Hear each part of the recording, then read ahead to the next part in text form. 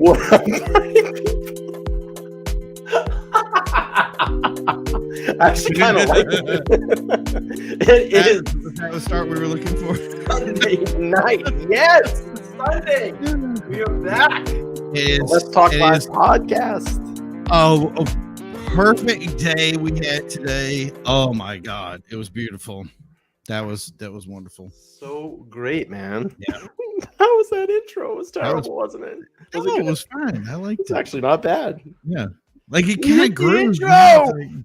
Well, I just said because like we were talking back in the green room before we came on, and I said, I hate it because we play like that awesome intro. It's all like jazzed up. There's tons of like great music. We come on and there's no way for us to fade in the music, so it just stops and it gets quiet. And I'm like, you know what? We can probably pipe in some music because StreamYard, the platform we use here, they have music like pre-selected music, and I'm like, let's try that, and I'll fade it in. But actually, it wasn't too bad. I tried to do the elevator coming in, but I don't think it really just kind of didn't have the groove I was looking for. I don't know, but anyway. Primo, my dude, what's up, dude? What's going on? See you today, Mr. Brian. What's up? Hey, man. It's crazy in the world of freaking I don't know, politics and Hollywood, and it's just we had one normal show, and it looked like everything went crazy in the world, and I feel like we missed something. Like we had a paradigm shift. I don't know, something happened here. The world went and got crazy, but yeah, man, things are good. We're holding down the fort, trying to beef the channel. Been getting some videos out there, trying to work on getting some guests. The shit takes time. It doesn't happen overnight. And I know, we've talked before, and you said, being in radio all those years and doing stuff, that it just takes time to do this. And I'm here for the long haul, man. I'm here for the long haul. So it is definitely fun. That's the reality. It's fun, dude. We're 14 episodes in. I was talking, we were talking. I said, look, what is this, 14th or 15th episode? Okay. We've already had an independent watchmaker on the channel. We had Shannon Taylor from Mission 22 that came over and talked to us about, their organization and what they do to help vets and people that have traumatic brain injuries, help with any of their PTS symptoms. And we have the girls. We have the girls coming in on Tuesday. Right. Yep. And guess what we're gonna do on Tuesday? We're gonna talk watches. That's right. I'm sure there's a lot of people out there getting very excited about that. But yeah, we're gonna have Kristen and Kelly on. Kristen, Vinyls and Dials, and Kelly on her own time on Tuesday night, 8 p.m. Eastern Standard Time. They're gonna come over, show us some of their collections, and kind of navigate us through their Instagram experience. And Kelly actually has 10,000 subscribers on Instagram. So I guess I think when you get that on Instagram, you actually become monetized. So I think she's making some money through Instagram. And you can also get, what is it, verified or something like that? Some crazy stuff that you can get. And I was like, I'm kind of upset that I haven't gotten it yet. I mean, I've got like 6 IG accounts. You'd think by now somebody would go over and sign up and make my life a little let's I love the mug. Isn't that cool? The mug is the best. Right. Maybe when we get big and we become rock stars, we can. I think you should put it right in the store right now and have people buy it right in the. I know. It'd be great. YouTube link. There you go. YouTube link. Yeah. There's got to be a way to do that, right? Yeah, you can do an e-commerce. I'm actually going to be working on a website for the channel. I got the new Facebook page up there. I just started working on that. That's why I kind of took the bottom banner down, because the address on the Facebook page is going to be a little bit different, but yeah, it's more of a business page, and I think it's going to open up kind of a wider audience and bring in some more people. So good. And it makes it easier for advertising because group advertising just stinks. 100%. 100%. So let's get into the show. I think tonight what we're going to talk about is there's a viral video going around, the Ukrainians dodging landmines. And I know I actually said that to you, and I go, I haven't seen that yet. So I want to pull that up, talk a little bit about Bruce Willis. He actually announced a retirement from acting, or actually his family did for him. Now Jim Carrey is coming out and saying that he's going to retire. I don't know if that's I don't know if that's just a April Fool's joke or trying to get. I think I think it's because he knows Sonic 2 is coming out. He's trying to get something buzz going on out there about him. I don't think the first one particularly did well in the box. I could be wrong on that. Maybe we can look up the numbers on that. And maybe they're really just trying to pump this part 2. And that could have been, maybe a studio deal or a contract deal. If they do 1, they have to do 2 or whatever. Blue Origin just did another 6-man flight, I think, the flying penis. So I haven't even watched it yet. I looked at that thing the other day. I pull up a video of it. I'm looking. I'm like, it's a flying dildo. Yes, that's what that is. It's a flying dildo. That's why I think I can't watch it. And maybe at the end, we'll talk a little Timepiece Gentleman news. And I was kind of explaining to you what was going on with that. So maybe we'll do that. But first of all, I want to bring up this viral. I want to see this viral video thing here. This is getting nuts.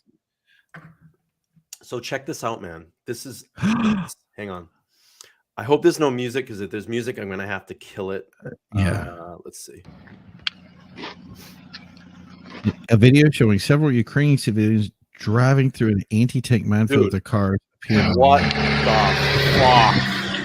He's got a trailer and everything. What?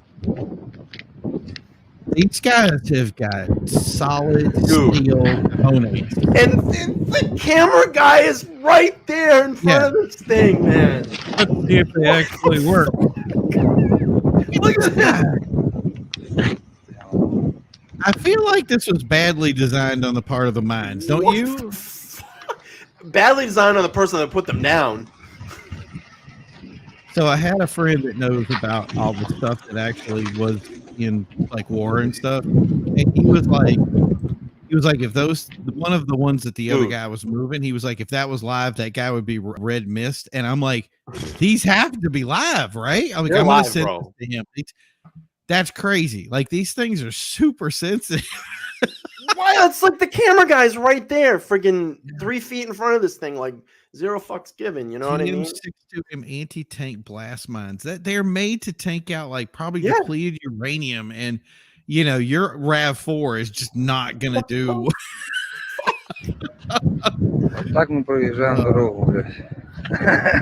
The guy's laughing. Yeah, well, Let me just walk right up to this while I'm laughing. Yeah, it's crazy, bro.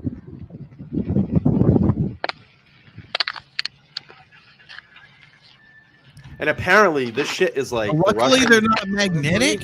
So you're saying that these guys could have drove over them and then boom, boom. That's it. Oh, and apparently this is everywhere over there right now. The Russians are lining these things up everywhere. This is the kind of stuff that my car would hit. Like, really. You gotta be kidding me, bro. Look at this. Look at that. But here's the thing, man. Look at these guys. Look at the line of traffic behind him. There's like a few cars back then. He's directing them. The guy that's filming it is like, next one up, come on up, like, prepare to die, and then drive through this. Like, and they're just like, yeah, it's cool. It's almost like rush hour traffic in Boston. It's all good.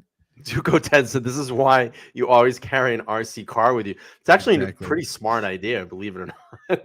Right. But dude, I saw this. I'm like, this is insane. Like, this is going around, like virally going around. It's got one total views on it. It's got 1.28 million views already on that. Yep. It's insane, man. It's crazy. Yeah. So kaboom. But apparently you have to get used to like living in a zone where it's like constant war and stuff like that, and you just kind of get used to this is the new normal. Like, yeah. Have you ever seen videos of the Iron Dome? in Jerusalem? The actual, like, what it actually does? No, I So don't think apparently, so. because there's the war between Israel and the whole Gaza Strip thing. Mm-hmm. Have you ever seen that thing in action? I don't It's think so. nuts. Of the Let one me. where the missiles fire back at the other missiles? Yes, Yes. I've seen that. Yeah. Mm-hmm. And that's crazy. Let me just pull it up. We'll take a look at it really quick. I think this. I do that. The next one, 11th of May. Yeah. I think that was the best one because that's actually doing it. This is nuts. I hope they don't have bad background noise on this bad Yeah, music. I hope there's no music. That would be funny if it like shows up like a Cyndi Lauper clip or something. Look at this. Yeah. But can you imagine living like this every day? These people live like this every single day of their lives. Yep.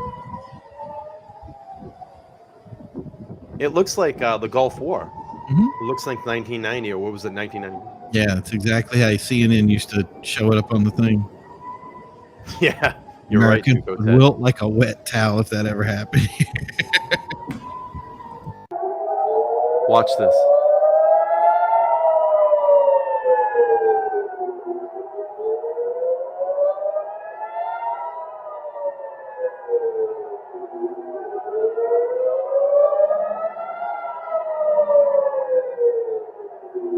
Imagine, I just live like this every day. So it's like 200 rockets. Yep. And they shoot them, and they never know what's going to happen. That our siren is annoying. Yeah, it is. This doesn't look like the thumbnail. Yeah, they just clipped in a couple of different videos or something, and then you can see them getting blown up or whatnot. Where is it? Oh, wait. I got it right here.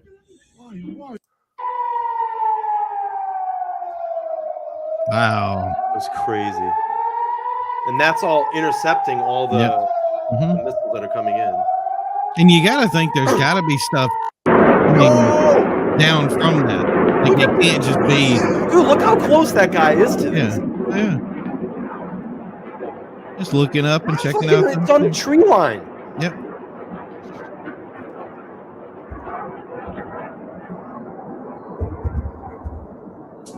It's nuts, bro. I just couldn't even imagine living like that. Jesus Christ. There's like cars out. You know what I mean? Yeah. Like, that's the thing that got me when the Ukraine stuff first started. We saw like people just going about their day, driving down the streets. It's like, nah, it's not a pending war to go. You know what I mean? So Duco Ted saying, sorry I'm late. The stripper paying for her groceries in front of us paid with her $300 grocery bill and signals. Nice. Cashier needs to do a couple of refunds. I don't know if I have more to be impressed by the cashier that counted that 3 times or you guys waiting for her to count it. Duco Ted saying, and this is why I live in the middle of the woods away from people in cities. I have to agree. I think completely off the grid.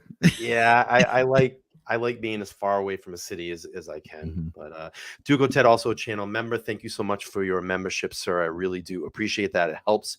All this money that comes in, we put it right back into the channel. So I really do appreciate that. Yeah, man, it's crazy. I wanted to go over that video that had been going around. A lot of people were talking about it. They were sending it to me and go, have you seen this thing yet? And I'm like, it's a little dicey, man. It's a little dicey. It's a little dicey. So that's the thing, is it makes me wonder if some of the stuff that they put out there, because I'm sure that some of the things that they're doing are not reliable. So it makes you wonder if they're putting out mines just to say we're doing something and they hardly don't even work. And, you know, people are, like taking their RC cars and ramming into it. And like, stuff is, it's already detonated or it's already whatever. They're just, it's part of that. So I just, the farmer taking the tank, those are the best ones. So yeah. It's crazy. So moving along here, I don't know if you heard, Bruce Willis is actually going to be retiring. He's got aphasia. Aphasia, and apparently this is kind of what's like symptoms like dementia, I believe. Well, it's basically it's going to hurt as a speech, but it's some sort of brain damage. He was I he's an action star, so he's been banged up quite a bit. One of his ears doesn't work too well because in Die Hard, when they were shooting the gun through the top of the table, he shoots it right next to his ear, and it like popped his eardrum. Really? Yeah. So there's a lot of stuff that he's had happen in his life that's very, banging on him. So I'm wondering if that's something that people have to be aware of now, especially like pro wrestling, any contact sports, things like that. You have to be aware that it can cause, significant damage down the road that just kind of lies there and nobody knows about.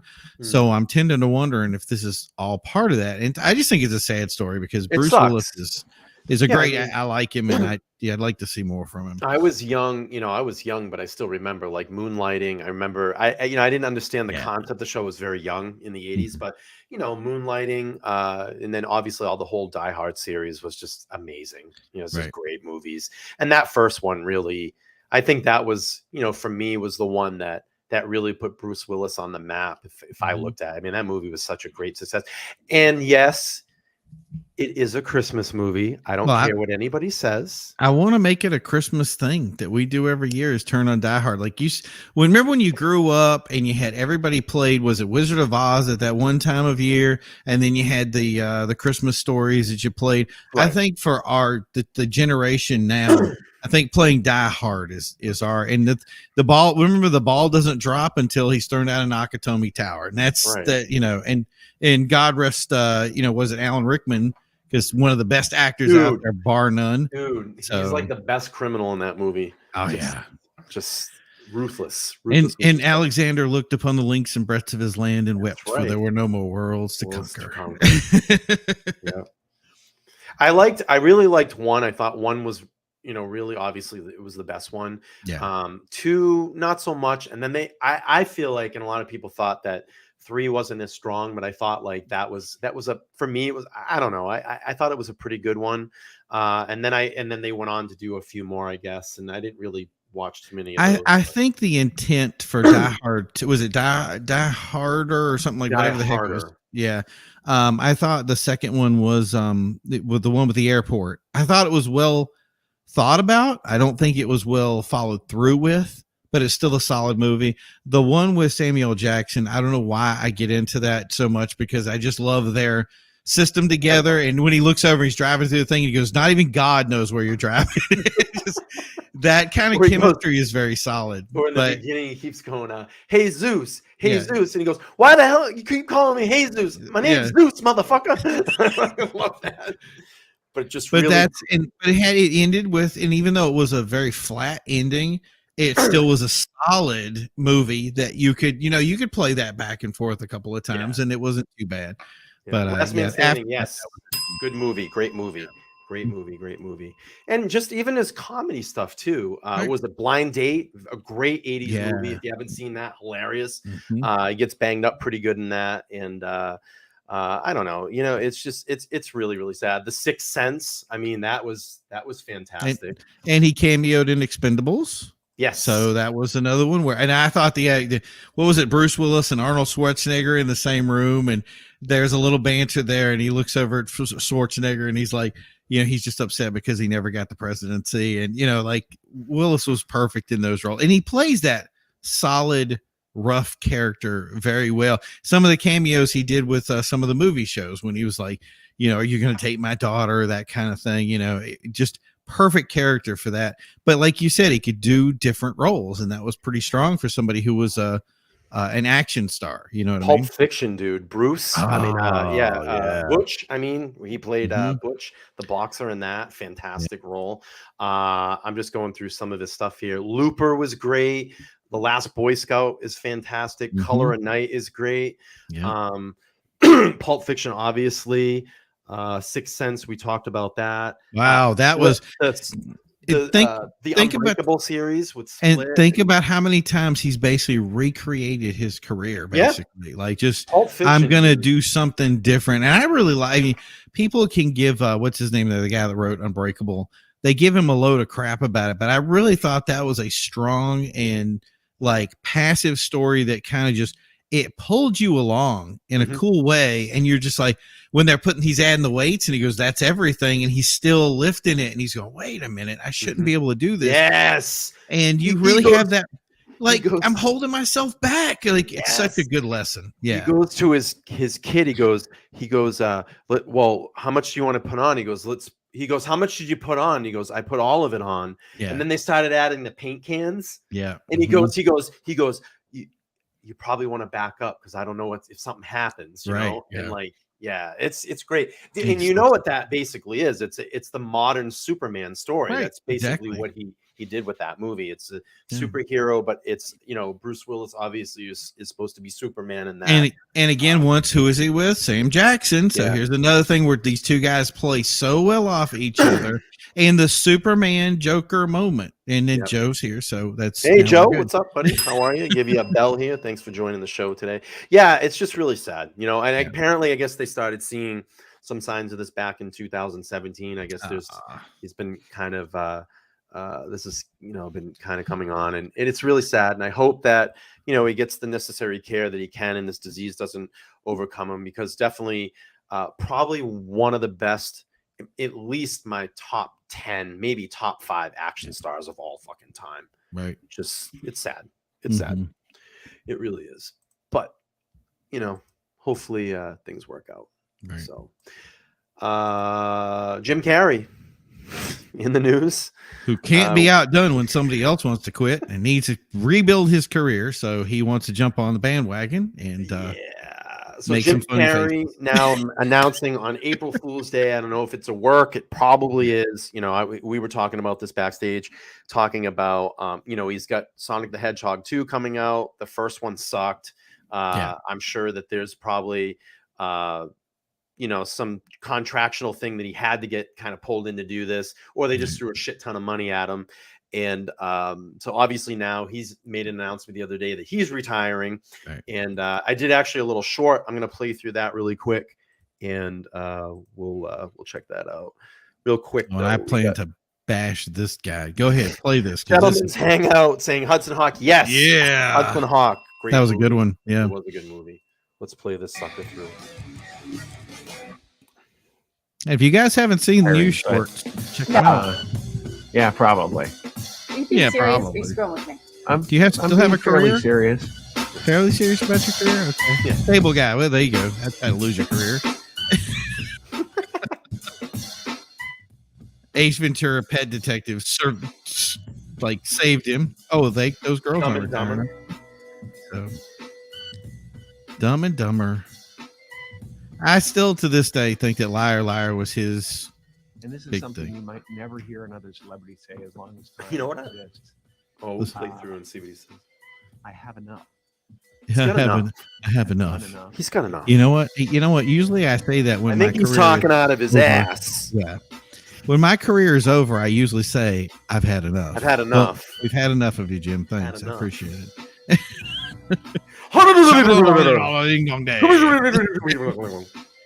I can't. Yeah.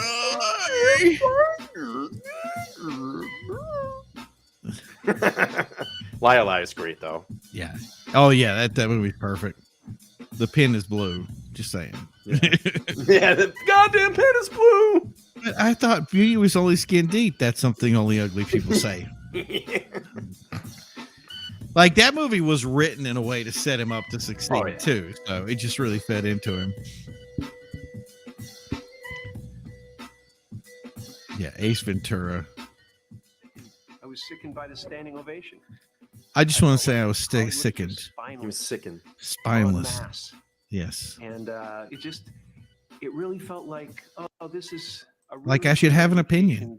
Me as Jim, I should have an opinion about this and just care. Oh, and by the way, if anyone wants to see, we did a stream with Ahmad Biad. That's right. Go back and watch the replay. But anyway, Jim Carrey, you know, it's crazy. Yes, Eternal Sunshine of the Spotless Mind, I have to say. And The Truman Show, I think, is fantastic as well. Well, it's best movies right there. Spotless Mind and Liar Liar were easily, I forgot the list of his top 4 video movies or whatever, but the ones that were up there, it was kind of weird to see the list of the ones that actually made the most His money fucking for Joker him. was terrible, by the way. Yeah. Well, Joker Batman. was one of the ones that made the most. And I'm like, well, that really doesn't, I don't like giving him credit for that because it really, there's a couple of different names in there. So really his big movie was Liar Liar. And you know what I mean? And Colonel Sunshine and Truman. Spotless Mind, Ace Ventura, Yeah. The Mask. Well, Ace was Ventura big. put him on the thing. Yeah, Mask was a big one too. Yep. Yeah. I think what was he did a great job. What was when he played Andy Kaufman, Man on the Moon's a fantastic movie. That was the worst part about the Andy Kaufman movie was not that it was supposed to show his range and ability, which I think it would have, but it ended up showing how crazy he was when he just, I'm going to get in the character and not let it go. And then he's like, I'm channeling Andy Kaufman. And you're like, oh boy, buddy, you know, like, and then the thing is it happens to every big actor out there. Suddenly their opinions matter and they have to come in and rescue us from all our problems. Yes. And I'm like, dude, you're just an actor. It is what it is. So and another one real quick. Cable Guy was I love Cable Guy. I thought that was really that actually did fairly well. And I thought that was kind of weird because that supposedly was going to kill his career. Yeah. And the thing that I think would happen with him is he got kind of typecast in these characters. Sonic the Hedgehog, the Unfortunate Events. I forget the whole series of Lemony Snicket's and series of Unfortunate Events. The Grinch, Horton Hears a Who, The Mask. You know, he's done a lot of those kind of typecasty roles at the end of his career. Mm-hmm. I can't believe that Snicket's was the series of Unfortunate Events. He still gets a lot of like pat on the back for that movie, and a lot of people really it does not get good reviews. And I just, you know, it is what it is. So, again, I think he kind of typecasted himself into those kind of weird, you know, roles, and it was like he tried to do Truman Show, and there was another one that he did that was he nailed Truman. Serious, but it was well written. What the hell is that other movie? Truman's great. Yeah. Well, the number 23. Don't forget that one. 23. Yeah. There was another one he did. Not The Prestige. It's kind of Earth Girls Are Easy is great. Yes. Wow. Yeah. What the hell was that movie? That's back to 83. Can you believe that? Gina Davis and what is it? Jeff Goldblum. I Love You. Philip Morris was hilarious. Oh, The Majestic. He tried. Majestic. Yeah, when he has lost his memory, that was okay. Yeah. So you know, listen. The guy's got more money than God. I think that again. I think this whole thing is just because he knows Sonic 2 is coming up. It's going to bomb at the box office, and he's just trying to create some buzz. And look he hit on all the key points. I'm retiring. You know, you had Bruce Willis come out saying he's you know, his family came out and spoke for him. He's retiring, and then all of a sudden now Jim Carrey's going to retire. And then he talks about the Oscar slap. He gets that in there, so he's just creating buzz for himself. And that he's so appalled now. He's so appalled by the Academy. But before that, he was one of the ones that was coming out and telling us what we should do with our lives. Right. And the thing is you know what? I'm okay with him saying that. You know, he didn't like what happened with Will Smith, but there's a lot of stuff out there that Jim has supported that has supported violence, and he's okay with it. So I got an idea, Jim. Once you get your priorities straight and figure it all out and get it all straightened out, then you can come out and lecture us on ours. But that's until then, you know, you're just an actor, buddy. Don't take it personal. But that's the whole thing with Hollywood, I think, over the last couple of years too. And yes, I am going to go here. And I think that's why the Oscars have lost so much of their audience as well too. And that's why I think when this thing happened with Chris Rock and Will Smith, that people thought it was a work. And they thought it was a work because they thought maybe they had the producers had talked to them, set up this whole thing, do this fake slap thing, bring back some audience next year. Come to find out, this is coming out. I guess it is true now that he really did. And we were talking about this backstage. Yeah, we were talking about this backstage too, where if you go back and actually watch the video, when Chris Rock kind of thinks that Will Smith is joking. And if you actually look at Will Smith's body language, he kind of does look like he's joking walking up there. And he walks up, and I think Chris Rock was expecting something, maybe a little something like that, or a love tap or something. I think he was getting reprimanded at best, but not slapped in the face. You know what I mean? Kind of lean in, and then all of a sudden it's from down near the pocket. And he gets Joe still thinks it's a work. Right. Still thinks it's a work. Yeah. Well, that's the thing is a lot of people, and there's not already a conspiracy theory because the Oscars were, the Grinch. That's a good one too. They think that because Pfizer was one of the big major sponsors for the Oscars, that there was some kind of deal. They're linking that together. So here's comes this conspiracy stuff and all this stuff together. And I'm like, what do you do with that? Like what's true and what's not, and what in it. The thing is that I'm gonna say it. The truth is stranger than fiction. So at the end of this, when we get to it, here's somebody that all this stuff is going to come out in the wash, and it's not going to be pretty, and it's going to end up being Will Smith is in therapy or something like that. And I think he's bottling up a lot of rage. Well, I mean, obviously he's been having problems in his marriage for a very, very long time. They've had an open marriage. They've been very public about that. I think they did a sit down, I think, at a table, or they were on some podcast or something, and they've been trying to hash their issues out. But look you're a celebrity. All eyes are on you. Anything that you do or move or fart or cough or whatever, people are going to be right on you. And I think that they think that they get to this certain level that all this other stuff, they're supposed to be so immune to it, that they're not supposed to take on any of the everyday problems that we have. Well, imagine if regular people. Imagine if you were on a stage every day and you were the main actor, and everybody, no matter what you did, somebody said, Mr. Smith, can I give you this? Mr. Smith, can I give you this? I got an idea. Let's listen to Mr. Smith. Let's see. Everybody, now you're always relevant, right? There comes a point then, wow, okay, I guess whatever I do is okay. And then you go up and smack somebody in the face, and suddenly it goes, wait a minute, that's not okay. They're not, they have no ability to be challenged on any of their opinions, beliefs, any of that stuff. And when it does happen, they crumble under it. They just don't know what to do. And I think that's where Hollywood the last couple of years have been, big, huge hypocrites in all of this, because one, they'll sit here and they'll make multi-million-dollar movies and make multi-millions of dollars shooting guns, killing people, drinking, smoking, shooting heroin, snorting coke. But then they get on the award shows and they go, this is so wrong. We need to not do this. You can't be doing this. You can't own a gun. You can't this, you can't that. It's always, you can't. I'm going to save you from the world. You need to listen to me. But yet all of a sudden, we have one of those actors that come out that has been speaking probably about a lot of these issues too, and gets up and does this open hand slap live on TV. Right. And, it interrupts what they feel is one of the most important award ceremonies ever, totally ruining everybody else's party. So, yeah. So Gentleman's Hangout says he doesn't need therapy. He just needs to ditch Jada. I completely agree. He says her lifestyle is breaking him down. But you know what? That's a trouble in both. I don't think that's just him. That's both of them. They're in a marriage together. That's it, and going back to just, if they need to break up, they need to just break up and move on. I don't know. My wife cheats on me. I know where I'm going. And the thing is if you yes her and go, it's okay that you did that, we're gonna forgive you. Okay, great. I'm gonna have sex with a lot more dudes.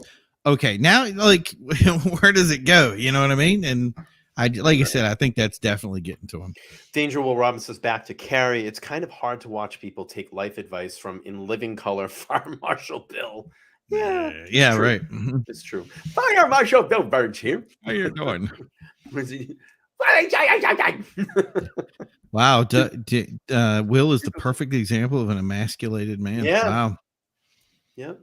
And the worst part is now is that him striking out. In other words, like, hey, when that stuff happens to you, do you say, you know what, I'm tired of this? The testosterone starts building up, and you go, hey, I need some of this back, and you start striking out at the wrong people. That's what I say is, if anybody makes you mad, don't go home and beat everybody else up. Go with the person that's making you mad and look at them and just face them.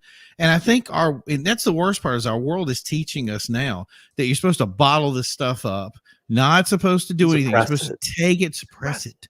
Don't be angry and upset.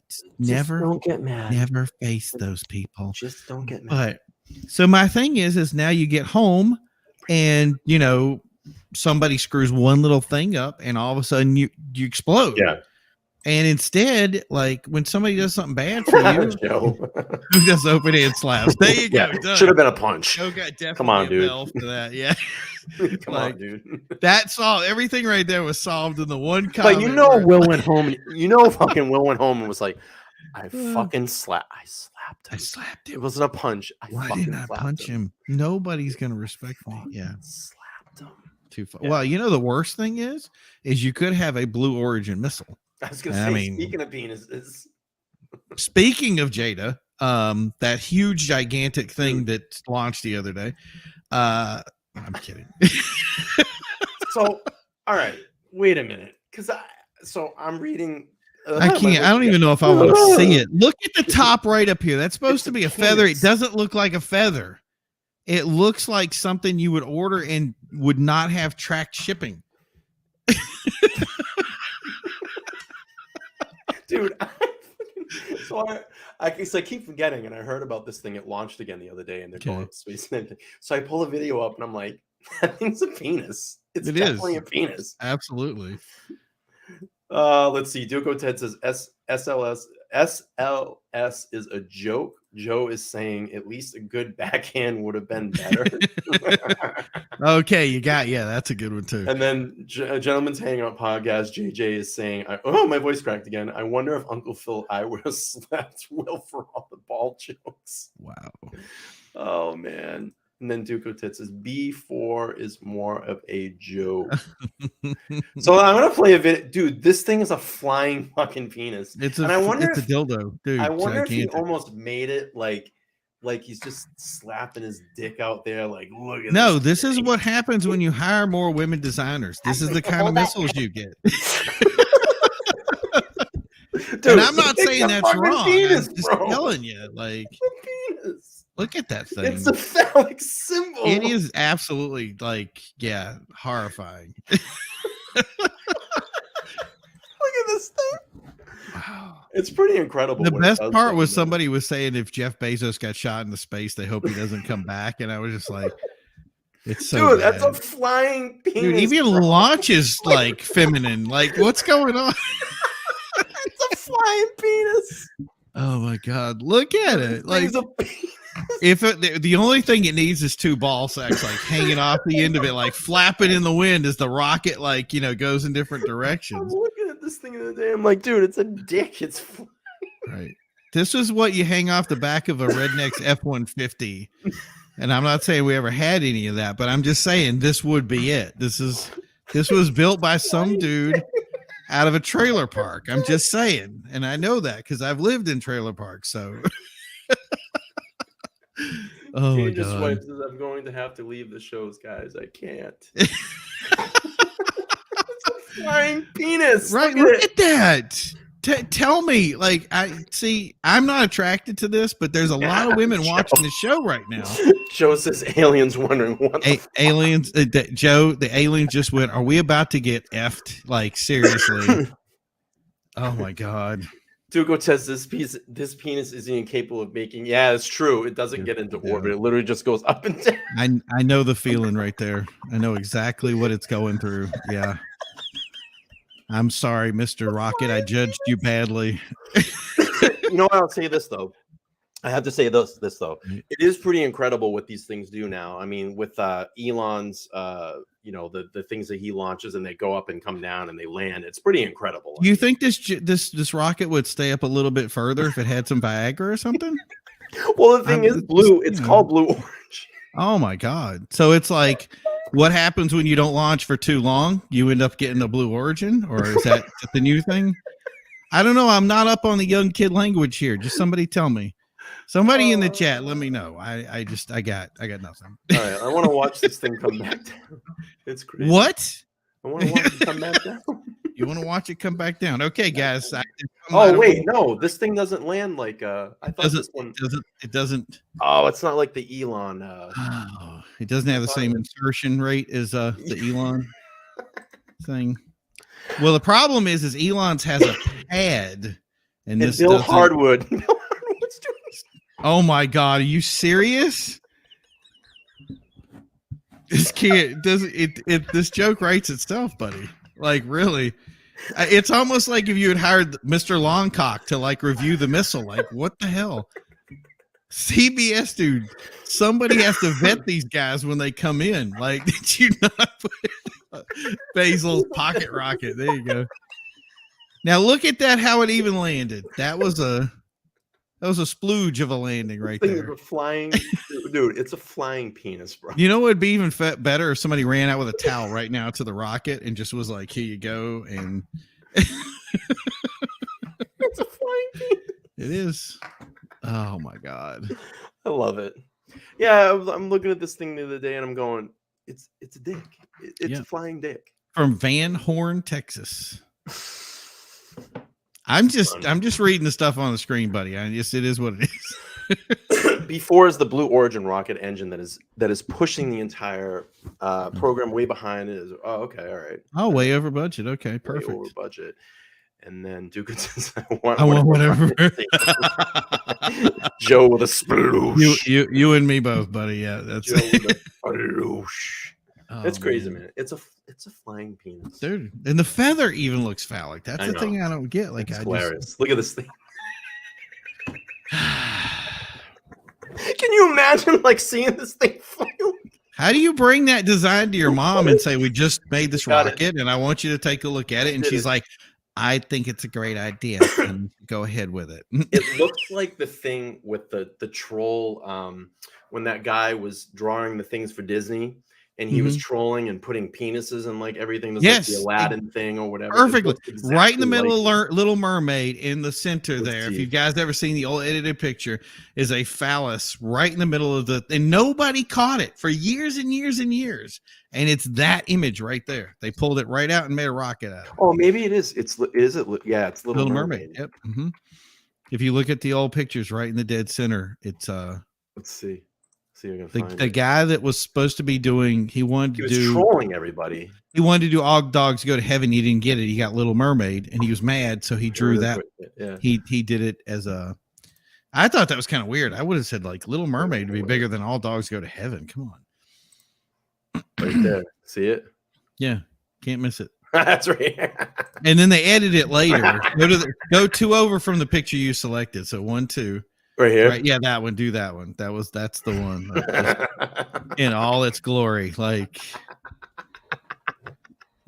oh man. And then Jeff Bezos launched into space with it. Does. So he launched the Little Mermaid penis into space. Right. Unbelievable. It's crazy, man.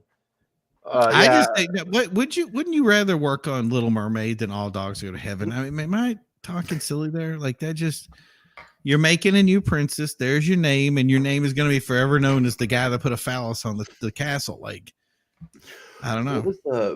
I like some of the older ones. What was it? The Rescuers. Yes. Down Under was great. Well, the Rescuers had a naked woman in it. Yeah. Yes. The guy clipped it in. Yeah, I remember that. One frame. Yep. Secret of Nim was great. Yep. The Rescuers, and then they did the Rescuers Down Under. I think that was a part 2 to that. I remember that one. Yeah. No. And then American Tail was great. I remember all those movies. Yeah, it was good. Well, I just think it's because Disney tried really hard to make really good movies, and then they did live action stuff. The live action stuff failed. Then they went back and made Beauty and the Beast, then Aladdin, and then that was all the success that brought to them to today, where they make completely crappy movies. And they're killing. I don't want to get too much into the politics of what's going on with Disney. I'm sure you guys know, but yeah, it's just I don't know, whatever. I think it's hiring. Don't call it politics. I'm like, it's time to find the right. Who's the guy that wrote Iron Man? I can never remember his name. Oh, I don't know. You know what I'm talking about? The guy that dates Ozzy? He dates Aunt May or whatever in the other movie. I think it was or something. But it's believe it or not, and you're probably gonna ready? Yeah. I've never seen one of those Avenger movies. Really? I have no interest in watching any of that. Because you know why? That was bad for me because it was so much nostalgia. I had read the comics, I had done everything, and here it was actually being put. And they did a really good thing. Like the Avengers was Jon Favreau. Thank you, Danger. But yeah, Jon Favreau as a writer is incredible, and to see him being held back hurts my feelings. So, but anyway, you were saying why you didn't watch Avengers. I have zero interest in watching any of those movies. That's crazy. They're all this. It's the same movie. Yeah, it is. It's the same movie. I even know that's the same movie. The same damn movie. Right. And I'd watch it again. That's this crazy part. Yeah. I can't. I saw the first 2 X-Men, and I know that's not really part of that series, but I thought they did those really well. The first one was great. Yeah. And I love Wolverine when he comes in, he meets the mutants, and he comes in, he meets Xavier for the first time, and he looks at him and he goes, "What do they call you? Wheels?" Yeah, he's telling them all the the names, and that was just how Wolverine would be. You know what I mean? I liked the X-Men. I was kind of upset that Danzig didn't get to play Wolverine like I'd hoped, but but the reality was they didn't do the best in X-Men movies, but where they killed it was Deadpool. Deadpool was the movie, and the thing is the idea that nobody had written him right and nobody wanted to sign up for it, and now. You know what I mean? And the idea that now Disney has Deadpool, they have the Punisher. They're not getting rid of my favorite guy there. I can't remember that plays the Punisher now. Like he kills it. I'm hoping, and I have a good faith that they're going to start going into the R-rated stuff and doing some good stuff with Punisher. And you didn't like the Dolph Lundgren Punisher? I didn't mind it. I just it was a different time. Yeah. But I just. It didn't have the right punch to it, and everybody liked Michael Jane's Punisher, which I think was solid. Obviously, Kevin Nash makes a thing in that, which is kind of cool. But yeah, that was the one it was flat for me. But yeah, when and I can't remember. It's gonna bug me. I can't remember these guys' names that plays the Punisher now. That dude is just perfect for the part. Shane from Walking Dead. Yes. But I don't know his real name. He's one of my favorite actors. I can never remember his name.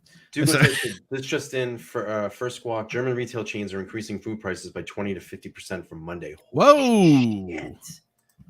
And then David is saying, "Don't get me started on the X-Men crap." Yes, exactly. Thank you. And Duco says he was a great Punisher. Yes. Yep. And love it on Netflix. Guys, if you can right now, please go down, hit those little thumbs up buttons. We need to get this upvoted, please. We need to get this podcast out more into the algorithm, dude. I need you guys' help. You guys are here watching, supporting. Please hit the upvote button. And before we go on in the stream, I want to let you guys know, Tuesday night, 8 p.m., I'm going to have Kelly on her own time and my Instagram crush, Vinyls and Dials, Kristen, will be on together. I'm worried. I might have to take over while you faint in the background. So we're gonna talk watches that night. Sure. Isn't that There's great? Gonna be a lot of excited people Tuesday. So set your reminders. The stream is already up. You can go over and set your reminder. Live 8 p.m. Eastern Standard Time. Come join us over there. But please upvote. I need the upvotes. Let me know in the chat if you guys have upvoted. Please. Thumbs. So yeah, who was that guy? Shane from The Walking Dead. What's that actor's name? I'm gonna look it up. Shane from The Walking Dead. What the hell is that guy's name?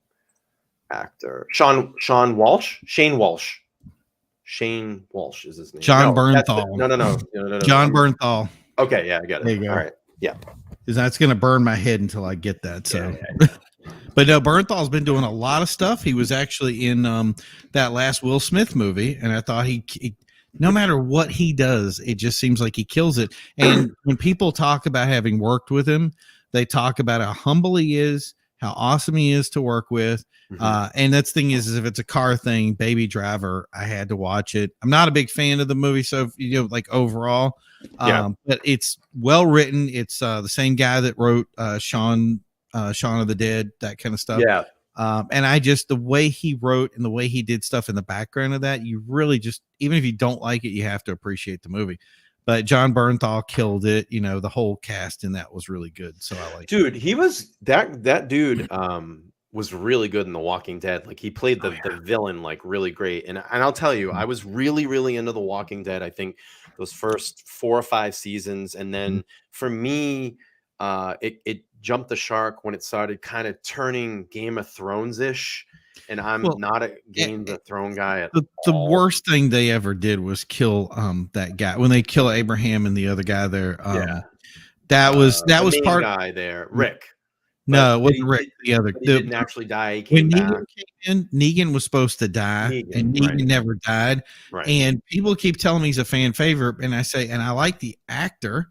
because he's a really cool dude in real life, but I'm like, the character, people just killed him, wanted him to die after he killed, the people he killed. And that the ratings that day, the ratings were the best they'd ever been for The Walking Dead, and they'd never be the same after. Well, because what happened was that episode when they unveil him and he does the head bashing and all that in the circle, and he kills Glenn and all that. Yeah, that build up was so good, and that episode was so good. But then when they went into that full season of giving you kind of the backstory and who he was, that character got so lame. They completely lame, and that's kind of where it started to lose. And I said, you know what? I'm going to hold on. I think that was like season 6 or 7. I said, I'm going to hold on. And then it started getting very kind of, to me, it was that kind of medieval vibe. Everybody's at that time, they're riding horseback, and it's about who loves who and who's going to stay with who. And I'm like, dude, this is like Game of, and I was, well, the thing is that like, these writers fall back to, I want to say, it's like you get this rush of creativity, so you can write a good story out to a certain time. And that's the thing is it really just it kind of falls off, and then you're kind of writing by memory. And the problem is the school that taught you how to write sucks. They don't know how to write real stories. They don't know how to be creative and inspiring. And that's the thing is they just fell back, and like you said, it was just, here's a soap opera with dead guys, and it just wasn't going to work. When the idea of him giving Negan a second chance when he cut his throat, and then he was like, no, we're not going to kill him, and the other characters looked over and said, we've come this far and you're just going to not let him die. That was your opportunity. And I think that's why the actor that played Rick there said, you know what, this is just getting stupid, I'm out. And it's nothing to it. Like there's, and they're still milking it, man. They're into this. They're gonna do a Fear Walking Dead, and then they got another one on top of that. So, and they're gonna make a movie. I know that I think Walking Dead just wrapped up its final. That's gonna be over. No, it did. It's mid-season. It's a mid. No, they're done shooting, is what I'm saying. They're done shooting. Oh yes, I'm sorry. Done. Yes, that's what I heard. Because Norman Reedus, I follow him on Facebook, and he was posting. It's done. Right. And now, like you said, they're just going to milk this thing out, and it's too bad, because to me, I feel like they really watered down the whole thing. It's so burnt out now, and they could have easily done this in maybe 5 or 6 seasons, kind of like Breaking Bad, where it's just it hammered all the way through. There was never a bad episode in Breaking Bad, and then the end hits, and you leave, like, you just have all this emotion that comes over you. Yeah. And what they tried to do, and it's funny because, it's funny that I'm talking about this. I actually went back and watched El Camino like 2 nights ago, because the first time through I watched it, I'm like, this sucks. But it really hit me. It hit me in a different way watching it the second time through, and you kind of pick up on a lot more things. And I think you kind of needed that ending to Jesse. And I was actually, after I watched it, I kind of Googled and I said, would they ever do another one? And he said, I've kind of left it alone now, but in the future, it doesn't it doesn't leave behind the opening, the prospect of doing something else. And my whole thing was, did you see El Camino? Okay. So at the end, I think I did, but I'm not sure. Were you a Breaking Bad fan, or? Yeah, I was okay. I didn't religiously watch it. So. Okay. To me, one of probably the best series of all time. I mean, it hammers all the way through. Anyway, for the people that have seen El Camino, at the end, there's a part where he passes a letter. There's a little boy that's in the series, and you see his name on the letter, and he gives it to a guy that helped him kind of conceal his identity. He said, can you mail this for me? And I think that would kind of leave a story open, as well as maybe if those two could meet again or something like that. But anyway, I digress. I think here's my thing with The Walking Dead was that we never skipped everything about every big, good zombie film. If you notice it, from Night of the Living Dead, Dawn of the Living Dead, the ones that really made a difference was they brought you through the moment when all the dead take over and people start making mistakes. And I think those are not the lessons about, consumerism that, George Romero taught, which those were good lessons back then. But that's the thing is we were looking at it from the view of saying we're watching television, and we started realizing that everything that we're doing about the end of the world is seeing this moment where we're just viewing this. This is only happening because we're part of this weird world. So I really thought if they were going to do a new Walking Dead or Fear the Walking Dead, don't skip the beginning. Have people go through it and show a group of people making mistakes, having problems, doing things like, for instance, Centralia, where the guys were supposed to, the bottom of the city was caught on fire from a coal mine. Right. And they never fixed it. And it was like, dude, all we had to do was build a hole in the very beginning and this all would have went away. Have that moment kind of like Don't Look Up, where we have a Walking Dead thing where it's like the zombies are coming. If we take these few steps, we can get ahead of it. And then nobody takes the right steps because it's not safe or somebody's burying the story or all these little things that happen to make it fall apart, and then follow those people into what is a history. And I think that's a good one to kind of say where in leave it. That's a movie, a series you can end ambiguously going, does the world survive or doesn't it survive? And that's a good story, but they're never going to do that because they went to school to learn how to write. Yeah. And for me, the way that I would have, and I don't know, I haven't watched Walking Dead in forever. I think like I said, I fell off just after the Negan season. It got they're on horseback and shit. I'm like, this sucks. But for me, I don't know how it's going to end. And there's always been those rumors around that, Rick is just going to wake up and he was in the coma, and it's just going to be this revolving cycle of that. Or I thought another thing that would be pretty cool would if Rick's son Carl would have lived, it would have been great to show him maybe in the future telling stories of what happened, and you end it that way. All great ideas, and that could have spawned a next series, the Carl series. Well, think about the powerful character that Jesus was, and how he could have gone and done something great, but he killed him off. Frank Darabont was lame, dude. Yeah. He died when they were trying to get out of that cemetery. It was fucking lame. But Frank Darabont was a great writer. He took that original series. He said, I'm not going to follow what happened in the comics because what happens in the comics does not work well for screen. He changed a lot of the stuff in it. He gave us great stories. He had no problems killing off characters to be able to forward the plot, which was, you're not dying for a bad reason. Shane died majestically. And the idea that he taught a lesson, like, did he get bit? No, he didn't get bit. Like, you had all this stuff that came in twos with Frank. When they fired Frank and then let these other guys take over, they went, like I said, they went back and they started everything got woke and all that. Well, they looked at the comics and they just said, I'm going to look at the comics and I'm going to follow this little, and they killed off all the good characters and did all the stuff. I mean, what's her name there? The girl there with the white hair. I can't remember her name. Carol. So Carol dies in the comics, and she's still alive now, and she's still one of the strongest characters in the show. Yeah. Joe stopped when I got to Terminus. Yeah, a lot of people did. So but yeah, so that's what it was. But like I said, if you had played a series and started off from the very beginning and show people like totally lost in the concept. They did that with Fear of the Walking Dead. The first 3 seasons were, I thought they were, and they screwed it up. Walking Dead. Exactly. And then they did that crossover, and I'm like, they killed the show. Right. Exactly. That was my point. Fear the Walking Dead was supposed to be that, and they didn't do any. They went back to that whole, the National Guard's going to show up and try to fix this.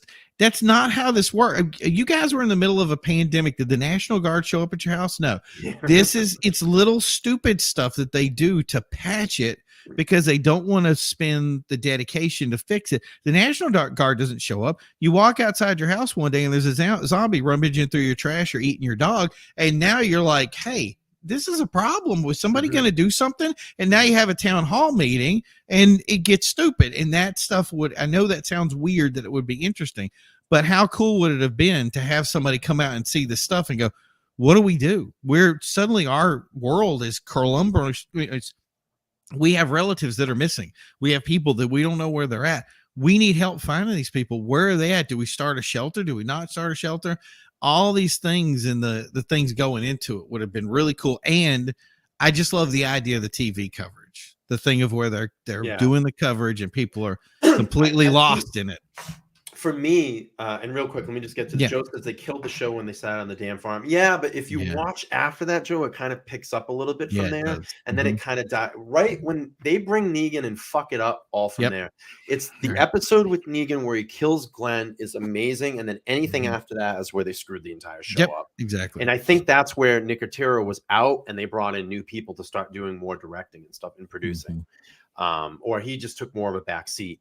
And again, I think Fear of the Walking Dead, the first two to three seasons are amazing. And they did that crossover with Morgan. They screwed everything up. And the thing I think what happened was, and maybe you can go back and see some truth to this, was I think Fear was drawing in at that time more people. And they're like, shit, we're going to lose everybody off. What was it? Fear. We're going to lose people off Walking Dead. And I think they tried to bring it in and bring that audience and swing them in. I'd want to see the numbers on that to see it, because that's the thing is I was under the impression that they did Fear because they were on a high and then they knew that it was coming back down, so they wanted to kind of push something back up. And you know, I mean, it's like you watched Cheers and then you watched was it Fraser Crane afterwards. That was successful shows because they handed off. But I think the problem was they fumbled on the handoff. Like you were saying, we only had one season of good Fear the Walking Dead, and then it was south. And these things have to be, and that's the beauty of these stories like this is, in other words, like the movie Don't Look Up. They're slow burns. They're the idea that you look at people and go, we should be running around and fixing stuff, and people are just walking around, and you realize how your world really will. If the world was starting to end tomorrow, people would still go to work. They'd still go and do their businesses. Someone would just, it's nothing. Don't worry about it. People still have to have power. They still have to have cabs. Life goes on. And that's the thing is you're like, what do we do? And most people don't do anything. That's the reality. So real quick before I end on this one. So I want to go to, what's your favorite zombie movie? What's your favorite of all time? Me? Yeah. I know it's tough. Yeah. I have three that I could narrow it down to. You want me to say mine real quick? I'm gonna. Right, so I'll do this one. So I liked and the one that I watch all the time. Top three. I'll just do the one that this is my baby, and I go back and watch it all the time. Is the remake by Tom Savini of Night of the Living Dead, because he wanted 1991. 91. And he wanted to. So what happened was if people don't know, when the first Night of the Living Dead was made, George Romero did not know the idea of a copyright or a trademark or any of that. So he writes this movie and became public domain. can't make it. They can't make any money. He's not made any money. It's played everywhere. If you notice, if you go on YouTube right now, you guys can put Night of the Living Dead on YouTube. Good luck. Have at it. So what happened is that maybe we could do a Halloween special sometime. We'll do a watch through with that. It'd be hilarious. That would be fun. So Tom Savini, who was his good makeup guy, went over to the Vietnam War. I know you deserved a bell for that. Tom Savini was off to the Vietnam War and couldn't help him do the makeup, and came back for Dawn of the Dead, which is what everybody knows. By the way, I saw that movie when I was like 6 years old. My parents basically snuck me in, and I watched that movie when I was way too young to have seen it. It was staple of my life. But so he made that movie so that they could actually have a story to have a copyright and a trademark and give it to George Romero as being his gift. And the thing is he killed it. He did a great job. Oh my God. What's the guy from what is it? Candyman? Yeah, I can't think of his name off the top of my head. He's in The Crow too, and now you guys, you see what I'm saying? We do this stuff off the cuff. I know, we don't know. Gone. I get if you watch the second we go off the stream, I'll be able to Tony Todd. See, I even thought about it, and I knew. And then the other guy, the other lady, Sarah. There's so many cool stories to that too. I love in the 91 version when we meet him for the first time, he gets out of the truck, and that zombie is like, he hits it and it's like half crawling, and he gets the tire iron and he slams it down and he goes, God damn you. Yeah. God damn all of you. Yeah. You know, and you just see he's really, because he tells a story later about how he gets back to it. But that's the thing is you can see him kind of venting, and that's what we love, the venting of unknown. But the other thing I think is great about that is there's a moment where they just sit down. They have no idea what to do, and they just turn on the TV and the radio and look for somebody to tell them what to do. And they're like, and what's his name is like, we could get to Evans City on fumes. And he was like, good, where's the vehicle? And he's like, it's broken down on the highway. You just can't, it's like, can we screw ourselves anymore? But it's just such, Tony Todd is a strong character. And I like the first guy that played the first Night of the Living Dead. Yes. All the actors in that were good. For me, it's the black and white, obviously the OG. I love 91 is great. And then my all-time favorite is the remake of Dawn of the Dead with Ving Rhames. I really love that. I love that. Really? It's probably my favorite zombie movie of all time. You know what? And you know what I remember watching it. I got to go back and watch it again to just. I want to sit. You got to come over. We're gonna watch that, and I want to hear you. Like proof it. You know what I hate about it? Yeah. At the end. Yeah. You've seen it, right? Yeah. They get actually on the island, and they could have done a part 2, and you're like, fuck, I want it, and they never did. Yeah. Well, excuse me. That was the introduction of the running zombies. Yeah. That was, and see, I'm not a big running zombie fan, but I think that was a really well written. I thought the ending was just great when they leave the mall and they're in those trucks, and it's very like what is that, dystopian or utopian when the trucks fall over and it's all, they have like the blue, that kind of blue eerie. It's just, I thought it was really great. Yeah, and all the dudes from the original Dawn of the Dead were in that. Yes. Yeah, I thought that was great. And then what's his name gets to repeat his line is like, when hell fills up, the dead will walk the earth. He gets to repeat as like a televangelist or something. And and then he wakes up the next day and the camera's fizzed and he goes, Tom Savini's in that. He plays a sheriff, and then he's like, you gotta shoot him in the head. You gotta shoot him Twitcher. You gotta shoot him in the head. Yeah, it's great stuff. That's it's Tom Savini. He's been around our area. He said he comes here all the time. He has his own. You can go to his academy and learn movie makeup. Yeah, he's awesome. He's just such a down to earth, cool, friendly dude that very approachable. It's so weird, like when you get guys like that, it's just like, and he loves talking about his art, and that's people who are passionate about their stuff like that. I just think it's amazing. He did the makeup for that Taryn, what the hell was it? From Dusk Till Dawn. Yes, he did all the makeup for that too. That's great. And he played in it. He played the one when he had Jeff Bezos's rocket in his pants. Yes. Yes. Good stuff, man. Oh good my stuff. God. All good stuff. Isn't it? It's crazy. I love when we can just go off on these tangents sometimes. Yeah, you have to. Right. It's very entertaining. Anyway, before we wrap this one up, I have to just say this, guys. Please go down, upvote. Well, we're at the hour mark, and you know how the algorithm works. I know. Upvote. I'm gonna say it a million times over. Upvote. Tuesday, we will be back live Tuesday.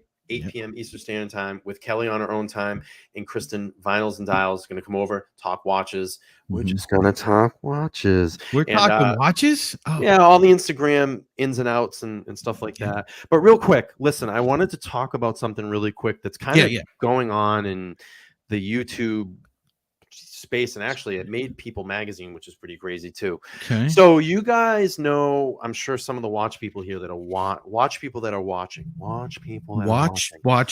There's a big thing going on with TPG right now. I'm not going to get into it. There's a channel that's completely dedicated to bashing or slashing him right now. All for ratings, whatever, do your thing. But anyway, TPG, Timepiece Gentleman, Anthony Farah, and Marco Niccolini are splitting. Apparently, that's the rumor. Anthony's gone off with his own channel, the Timepiece Gentleman channel. All the videos have been pulled down.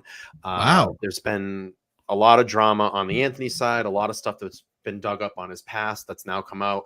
I'm not going to talk about any of that stuff because it's not my business, and I don't want to be the guy libelous for anything, slander or anything. So I'm going to leave that alone. You guys can look into that if you want to. But anyway, I'm trying to reach out, and I've had some conversations with Marco, and I'm kind of going to not really call him out, but welcome him here on Let's Talk Live podcast. If you want to come over, we were actually had some conversation going through text yesterday, kind of went dead, and I know they're going through a lot right now, but I'm gonna welcome him on the stream. Marco, if you're watching this, please get back to me. We'd love to have you on.